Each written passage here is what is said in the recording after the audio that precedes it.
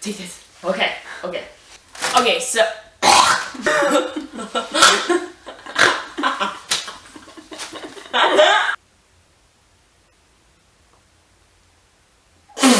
Welcome back to Lessons From, and today we will be learning lessons from Hannah.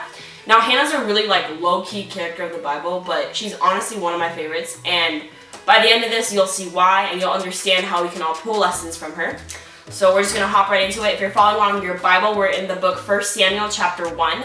So all of Hannah in the whole Bible, she's in 1 Samuel chapter 1 and 2, and that's it. So she's pretty minor, but she is very major when it comes to the whole learning a lesson from. Just some background to what's happening in Israel right now. So during this time period, Israel does not have any kings. That comes later in this book. Right now they have what's called a high priest. So they have priests and stuff, and they have the high priest, which is a high priest over all of Israel. And the way this story is written, it's kind of like two parallel stories happening at the same time. Basically, what's happening in the first chapter of 1 Samuel is that there's two stories happening. So we have Elkanah and his family, and then we have the high priest Eli, and then their stories kind of merge, and then we start getting into the really good stuff. Picking up in 1 Samuel chapter 1, Elkanah, he has his family. So Elkanah's married to two wives. He's married to Peninnah and he's married to Hannah. Now Peninnah has kids. Peninnah can bear children. Hannah cannot. Kind of like a Desperate Housewives soap opera already from the start. Every year Elkanah would take his family up to Israel, to the temple, and they would go sacrifice, because that's what the Jews did back then. They had all these sacrifices. So every year he would take them and they would go sacrifice. So right now he's taking his family. They're going to go sacrifice. We're picking up in verse 4. Whenever the day came for Elkanah to sacrifice, he would give portions of the meat to his wife Peninnah and to all her sons and daughters. But to Hannah he gave a double portion, because he loved her, and the Lord had closed her womb.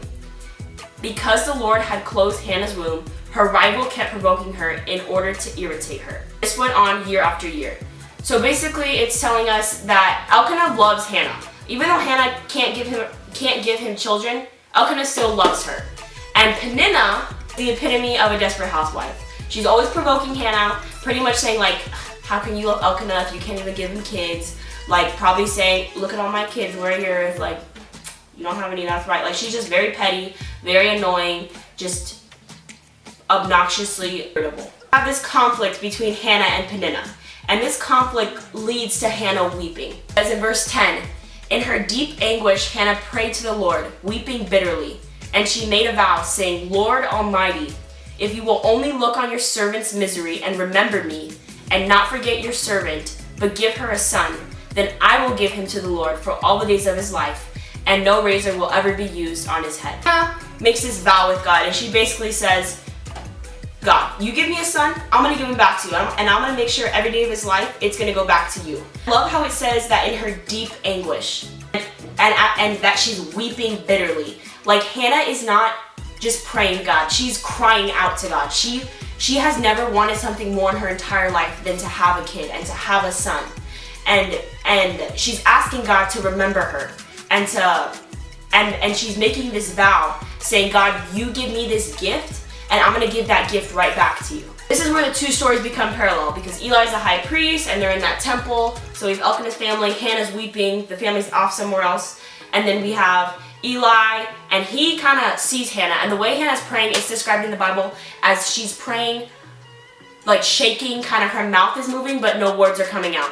So Eli assumes that this girl, she's drunk, this girl is passed out, faded, she's not in the right mind.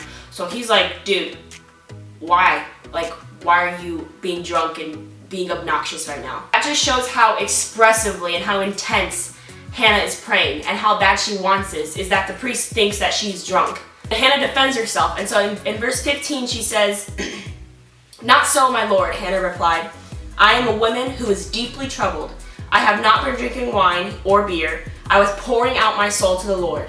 Do not take your servant for a wicked woman. I have been praying here out of my great anguish and grief. I love how Hannah says, I'm pouring out my soul to the Lord. In my prayer life, that's something I need to improve on. The fact that she's pouring out to the Lord and pouring her whole soul out to the Lord in just this prayer, that she's just so far into it that the priest thinks that she's drunk. Eli is basically dude, I'm sorry, sorry I judged you. Long story short, he says, I pray that the Lord remembers you and that he answers your prayers. Now going down to verse 19 and 20, it says, Early the next morning, they arose and worshipped before the Lord and then went back to their home at Ramah. Elkanah made love to his wife Hannah, and the Lord remembered her. So in the course of time, Hannah became pregnant and gave birth to a son. She named him Samuel, saying, because I asked the Lord for him. God remembers Hannah and God gives her a child. Okay, God gives her the child that she asked for. And then they named him Samuel. And then the reason why Hannah names him Samuel is because Samuel means because I asked the Lord for him. I think that's cool about the Old Testament, that all the names, like all the Jewish names, that they always meant something. I just think that's interesting because like nowadays, like my mom named me Kim because it started with a K and like all of her kids start with K's. Like there's really no significance. But I think that's cool how all names meant something back then, and they always meant something to God. And yeah, that's just a cool random little side note. Young Samuel, so Samuel growing up. So it says that Samuel lived with his mom until he was weaned. Now weaned kind of means two different things. So weaned literally means like when a child no longer needs their mom for the breast milk and stuff. So like when you're 1.5, 2-ish, it depends, but around that time, usually 2-3 years back then, as like when the child would be weaned. But in this context, it's saying weaned as in no longer needs their mother for pretty much anything. So Jewish culture back then, they believed that once a young boy hits 12, they're weaned. Like now they can go out, like now they're good. He's weaned. He's sent to Eli to go live with Eli in the temple. And Eli, remember, was still the high priest, and he's the one that saw Hannah pray so hard for her son Samuel that she's now sending to live with Eli. Hannah is talking to Eli, and she says in verse 27, I prayed for this child, and the Lord has granted me what I asked him. So now I give him to the Lord. For his whole life he will be given out over to the Lord, and he worshiped the Lord there. Samuel's a prophet, and then he's doing a great job, he's a man of God, everything's good, everything's Gucci, and then the people of Israel, like always, they start complaining again, da-da-da-da-da-da. So then they start yelling at Samuel, and they're like, we want a king like all the other nations. So God's like, fine, you'll get a king, if you guys want a king, you want to worship like all the other nations, I'll let you worship like the other nations. So then God tells Samuel who to pick the first king, and that ends up being Saul. So that's how we get the first king of Israel. So it's interesting because it was through Hannah's sacrifice and her giving up the gift that she so dearly loved that we then got Samuel, who was a great prophet, who then was part of the plan of bringing the first king of Israel, Saul, and then so on and so forth. Okay, so now we're going to get into the lessons.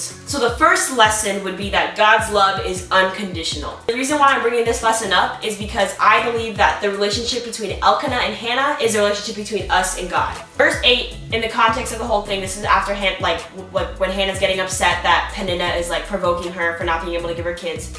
Elkanah says, Hannah, why are you weeping? Why don't you eat? Why are you downhearted? Do I not mean more to you than 10 sons? Even though Hannah can't give anything to Elkanah, Elkanah still loves her. Elkanah proves his love to her. Elkanah is always there for her, saying, dude, don't I mean more to you than what you can give me? He's saying, Hannah, I don't care about what you can give me. He's saying, I love you no matter what. So at one point, I offered God nothing, but he still loved me. And now that I do offer God my life, because I am a Christian and I want to be more like Jesus, and I'm giving God my life, he still loves me the same amount he loved me when I gave him nothing. And that's the same thing with Hannah and Elkanah. Before Hannah gave Elkanah a son, Elkanah loved her. He still loved her. And now that Hannah gave him a son, Elkanah still loves her. So it's that same relationship between us and God that we can see through Hannah and Elkanah. Now the second lesson we can learn from Hannah's story is that gifts are for glory. So Hannah took the gift that she literally got on her knees and begged and wept and just gave her soul and cried out in deep anguish for. She gave that gift that she so deeply yearned for, and she gave it straight back to God as soon as the child was a little bit older. God gave Hannah a son, and Hannah gave God the son back by sending him to go live with the high priest and to eventually become a prophet and to eventually anoint the first king of Israel. That's 100% relatable to our lives. God gives us gifts, talents, and abilities. He gives all of us those things. For some of us, he gives us the gift of compassion, of empathy, of teaching / communicating, of listening / counseling, of kindness, of being able to bring peace. For some of us, he gives us the talents and abilities of being athletic, of being artistic, of being a musician, being creative, of being public and being an extrovert, or being private and being an introvert, having the gift of optimism. All these gifts, all these talents, all these abilities,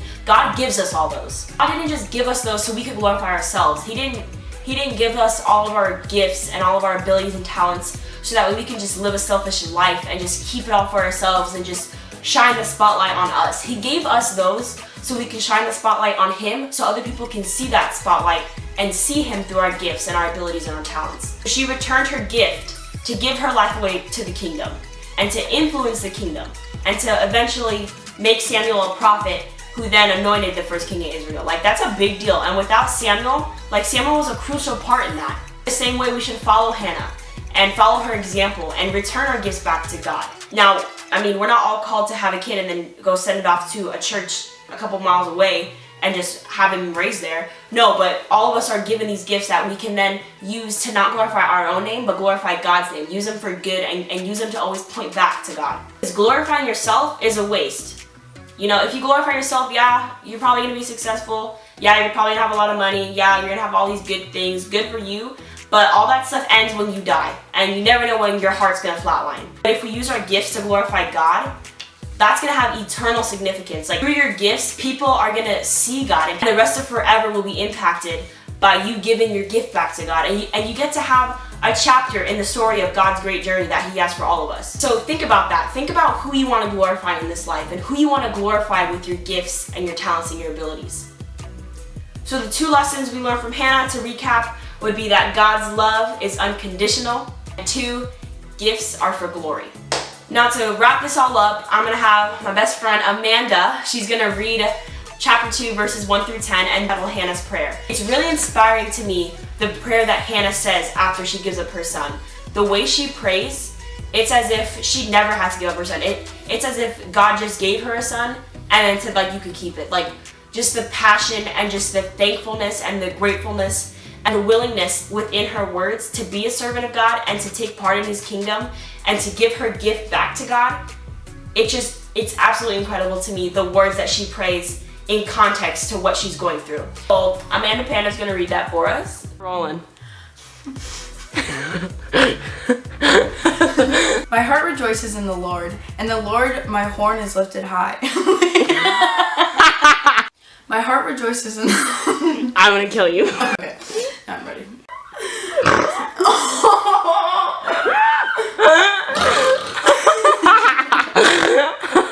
My heart rejoices in the Lord, and the Lord my horn is lifted high.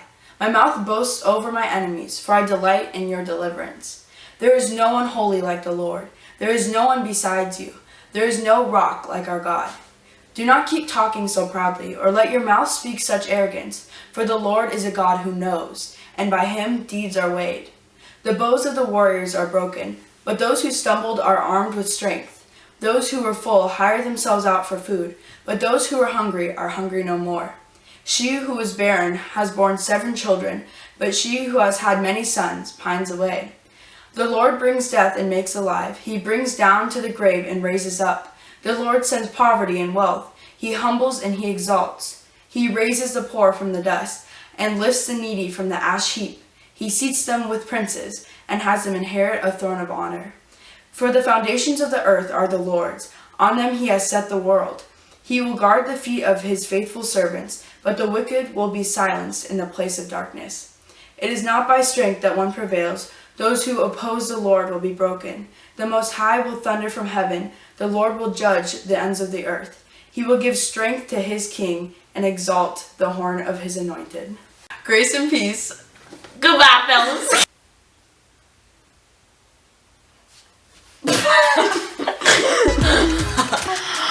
Guess what I mean?